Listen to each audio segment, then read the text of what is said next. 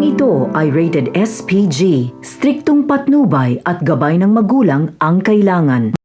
Mga kapamilya, sa wakas ay makakahanap na nga ng katapat ang hambog na si David dahil napahiya lang naman siya ng isa sa mga tagapagmana ng mga kabalyeros na siya ngang si Pablo. Di lubos maisip ni David na paiimbestigahan pa pala ni Ramon ang pangalang binanggit ni Severino na siya ngang David dahil buong akala niya ay natuon na kay Edwin ang sisi. Kaya naman napagdiskutehan niya si Pablo dahil na rin sa init ng kanyang ulo. Ngunit hindi magpapatalo ang palaban na si Pablo dahil kahit sabihin ng kanyang lolo na humingi ng paumanhin kay David ay matapang niyang tinanggihan ang hambog na si David.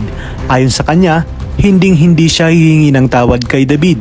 Kaya naman sa kanyang pag-uwi ay gagawa siya ng paraan upang kilalanin ng husto itong si David na ipinakilalang Jesus Nazareno Montenegro ni Ramon at dahil sa lawak ng kanilang koneksyon at kapangyarihan ay mapag-aalaman niyang kakikilala lang pala ni Ramon sa kanyang anak na matagal nang nawalay sa kanya.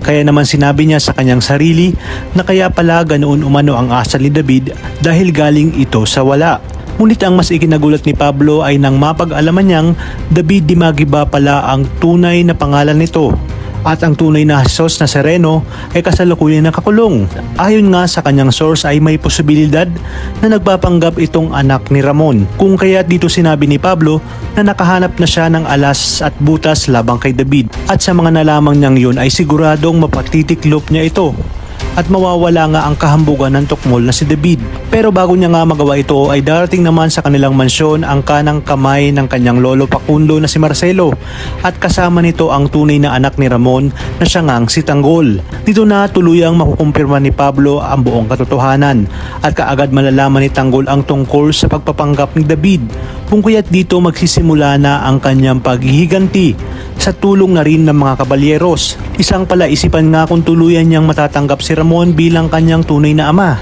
Lalo pa pag nalaman niyang ito din pala ang napangasawa ni Mokang na lubos niyang kinamumuhian. Talagang kapanapanabik ang mga susunod na tagpo sa teleseryeng ito kaya naman sabay-sabay natin itong pakaabangan. At kung bago ka pa lamang sa akin channel ay sana'y huwag kalimutang mag-like at subscribe. Pinutin ang notification bell para updated kayo palagi. Maraming salamat sa inyong panonood at hanggang sa muli, kapamilya.